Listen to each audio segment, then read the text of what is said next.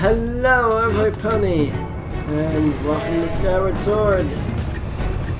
And something is making a good awful amount of racket on the other side of this doorway.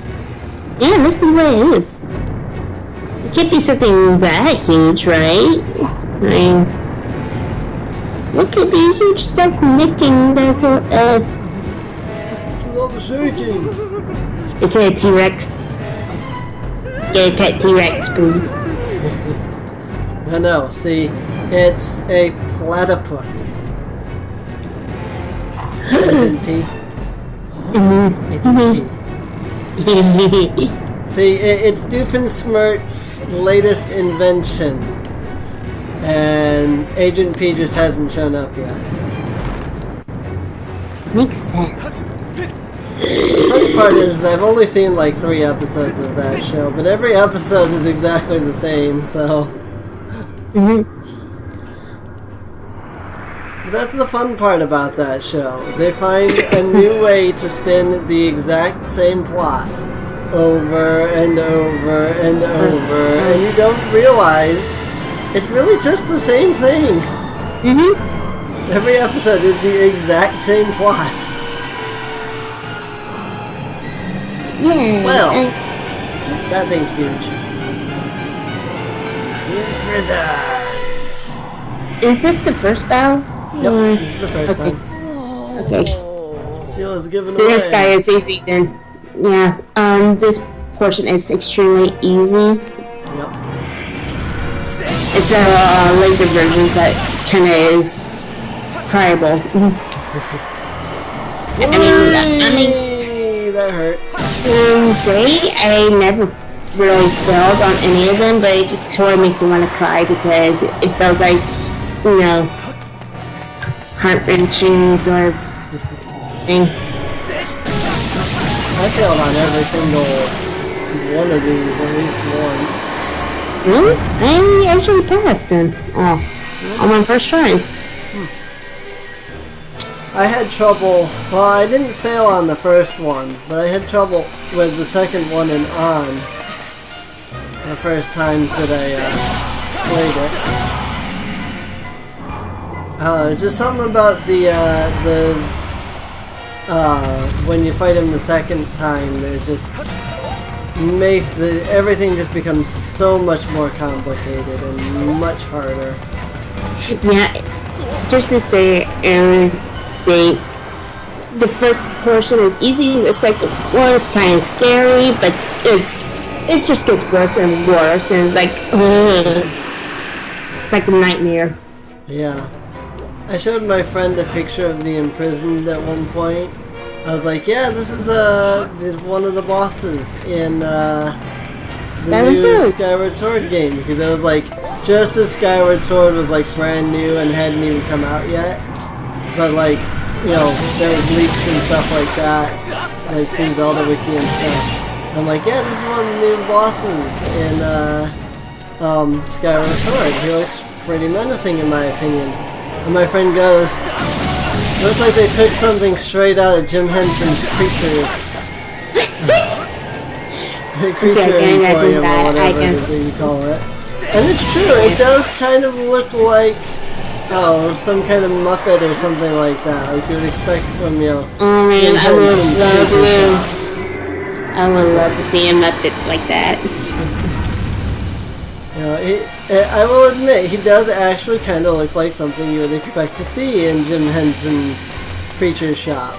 But at the same time, it was like, I mean, I guess... I found him kind of fearsome and terrifying the first time I saw him, but you know... That's my friend for you. He's a big Muppet fan, so... I don't know that he's a big Muppet fan as much as he is a big Jim Henson fan. Speaking of Jim Henson, if you want a good Jim Henson movie, watch the movie The Dark Crystal. That movie was really good. Jim Henson did made the Muppets. Yeah. He did. That's what I was saying. Okay. I was saying if you want a good Jim Henson movie, watch the movie The Dark Crystal. Because it's also a good Jim Henson movie. Yeah, honestly, growing up, most puppets scared me when I was little.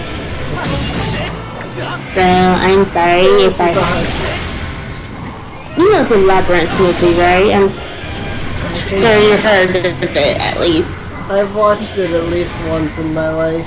My sister had an obsession with it when I was young, and she used to love watching it. I prefer Dark Crystal personally, but she loves watching Labyrinth. Yeah, let's just say that the puppet in the Labyrinth was terrifying for me.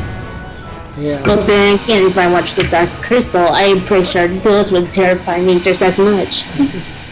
Well, maybe not, just because of the fact that the entire movie is done with puppets. And so you don't even really realize that they are puppets that you're watching.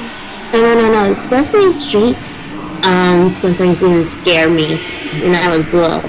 Yeah. I don't know about you, but the Cookie Monster was scary to me. Right.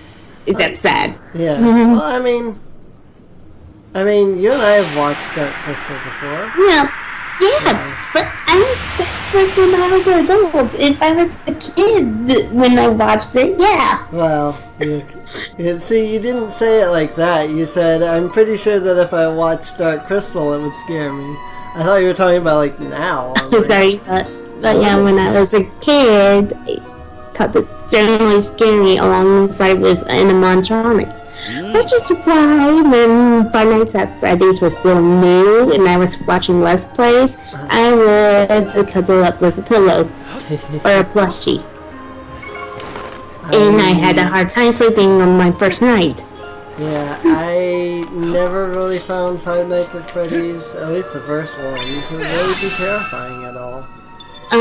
But yeah, it's because I had the emotional affair with it to begin, or the idea of it to begin with, so... Yeah, I'm sure that has a lot to do with it. It's just, like I said, I don't know, like, I haven't watched beyond the first one just because I don't know that...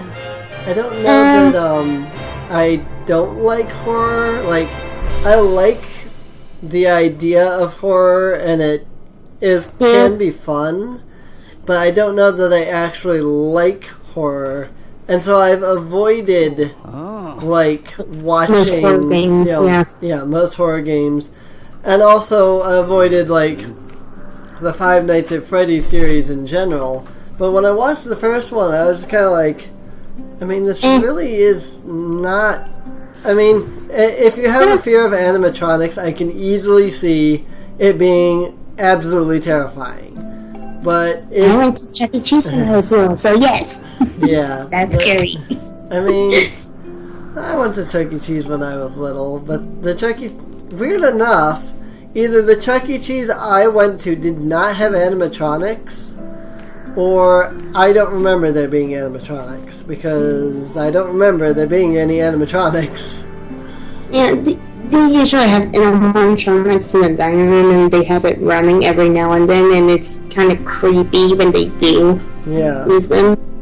I mean, maybe I just wasn't there during any of the showings with the animatronics, but I never actually encountered them when I was there. So when somebody was like, yeah, there's animatronics there, they're creepy, I was like, I've been there before, like twice, I never saw a single one. So either the one that I went to had no animatronics, or they just didn't have many of them. I didn't see any of them at the time. And I think you're lucky, because that would terrify you. I know. Because, again, they're right there in front of you. Machines that's supposed to be nice and cutesy for the kids, and they just have this smile that stays like that. Now we finally have the direction that we gotta go. Now we gotta go talk to Gabora, or Kapora? I don't remember what his name is in this one, but it's a play on Kapora Gabora from Ocarina of Time. I think his name is like Gaypora as opposed to Kpora. So, guess you got it all figured out. There's nothing I can do to help Zelda. Your time will come, Bruce. Yep. It's in your time that you have your own place to play in this. Like, yeah, I understand when people say that Five Nights at Freddy's isn't scary because it's mostly like jump scares. Yeah. But people don't realize that people do have fears of animatronics, which makes the game terrifying.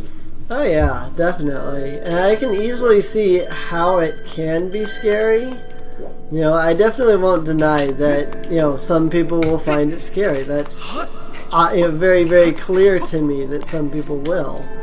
It's just, I've never really found it to be all that scary. Yeah. But then, again, I don't have a fear of animatronics. What bothers me is when people say, oh, this isn't a horror game, it's just full of jump scares. And I'm like, it is a horror game because it kind of does play with your childhood memories. Right. Of these sort of things. Yeah, it's a horror game. Right. And I mean, just because it's jump scares doesn't make it any less of a horror game.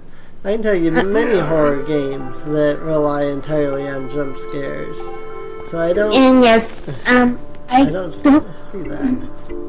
I do not like games that have just plain jump scares. It's relied on them mostly just for the horror. I mean, if you have a regular... if it looks plain and then just have a random jump scare, yeah, I wouldn't call that a horror game. But if you have a good atmosphere, good music, a good reason why a good player would be scared even without the jump scares, then you're doing something right. Right. The horror genre is all about creating the emotion of fear before you actually even instill any fear. And personally, I found the position of Five Nights at Freddy's to be more scary than the jump scares themselves. And you know, you're stuck you're stuck sitting there. You can't do anything. You know, and when you're watching these things move, that's terrifying because you can't do anything but have a few buttons to close the doors, and even that is limited. Yeah, that is scary. Right. And so I didn't find anything. You know, I found it to be horror with the music and the way it is and such.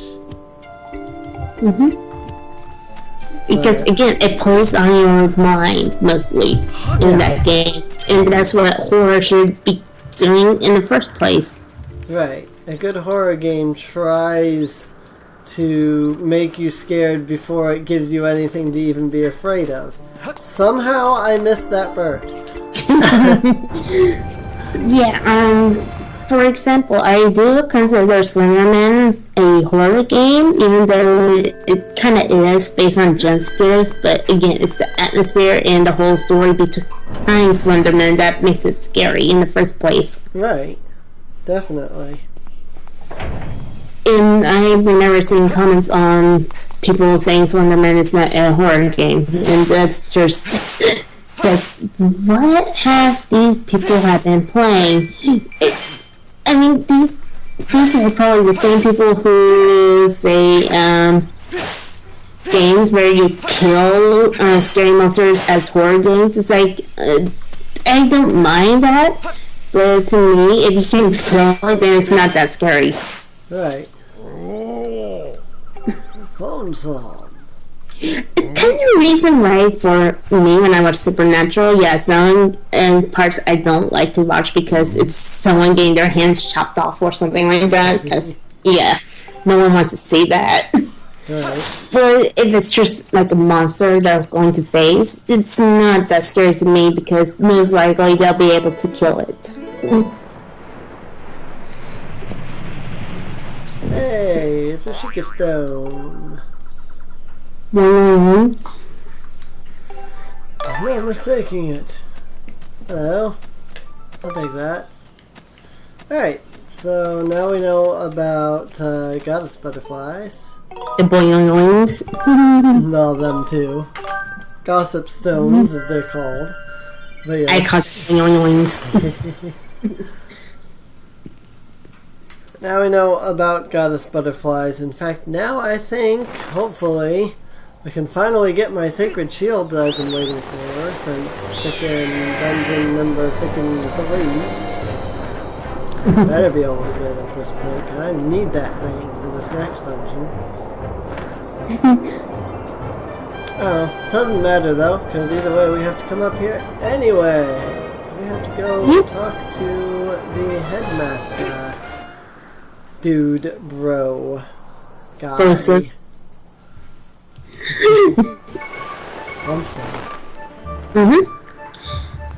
You know, putting your sailcloth out that late actually would not slow you down.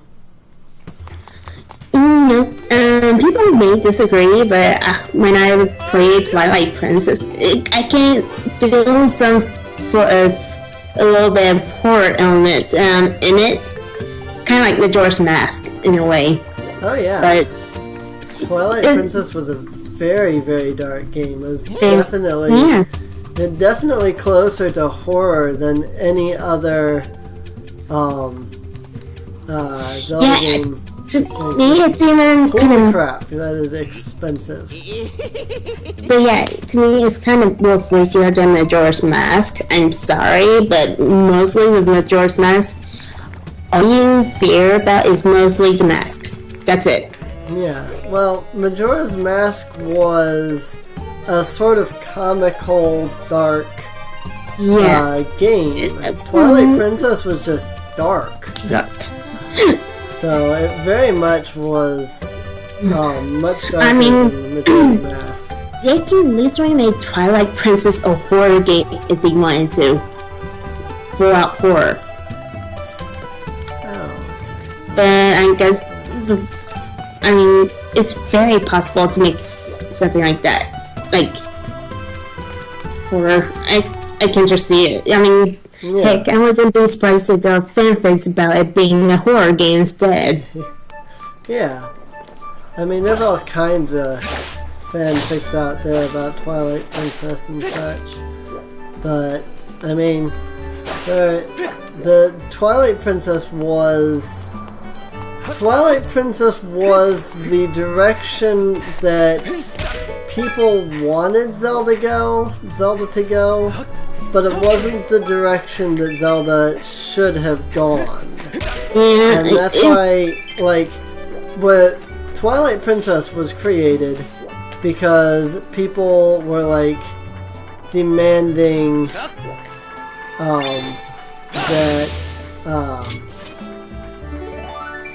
they create, a game. Oh, I haven't learned that yet, actually. Darn it! Yeah. I could have gotten rupees if I had learned that. Oh well. But yeah, what were you going to say? But Twilight Princess was the whole story behind Twilight Princess was the fans were so upset at the bright fantasy type direction of Wind Waker. Yeah, I figured it was something that else with Wind Waker, so they made something really dark. Yeah, well, they didn't. It wasn't that they made it dark because of they didn't like the light path. It was they didn't like the comical, chibi style. I like chibi style. And so they decided to go with a more standard style for Twilight Princess.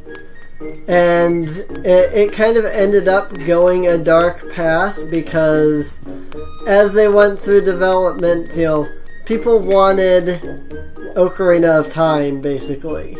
Which is stupid because Ocarina of Time was already out. But they wanted a game like Ocarina of Time. But they didn't want Ocarina of Time. They didn't want them to just remake Ocarina of Time. They wanted a game that was Ocarina of Time, but wasn't. And so when Wind Waker came out, they were very upset about it and everything, and they didn't like it. And then people were like, well, I mean, you know, whatever. And so they made Twilight Princess because they wanted a game that was basically Ocarina of Time without being Ocarina of Time. The stupidest part was they basically handed fans exactly what they wanted, and then those fans, the fans that had been saying, oh, we want this, were like, we don't like Twilight Princess. And not only did they not like Twilight Princess, the reason they didn't like it wasn't anything new. It was too much like Ocarina of Time. It wasn't exactly like Ocarina because it was, to me, the story was different. The whole gameplay was different. Well, there's some similarities, but a lot of it though was inspired from Ocarina of Time, though. You know, all of the a lot of the items and such were taken from Ocarina of Time, like the slingshot, for instance. Even though the slingshot was completely useless.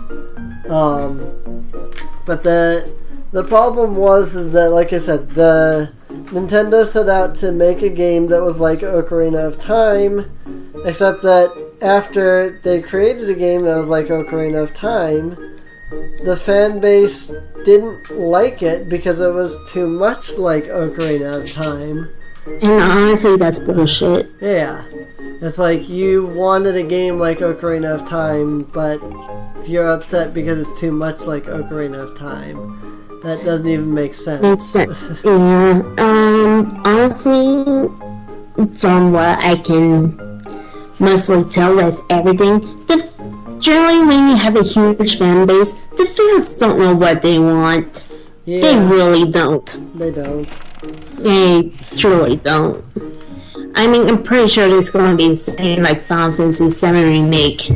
Yeah. People wouldn't really know what they exactly want. So they'll just complain about every single thing. Yep.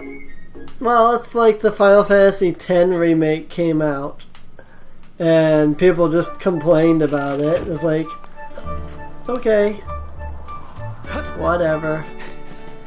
Anyway, let's go ahead and call this episode here. In the next episode, we will continue on. Now we can finally do something about the whirling sails that we had been trying to do something with before. Yay! Anyway, if you've been enjoying, feel free to subscribe. Leave a like. Check out my Patreon. And check out Mia's channel. I think I've been forgetting to say that the last couple episodes. It's alright. And I'll see everybody next time. Bye bye. Keep calm and pony Pony on.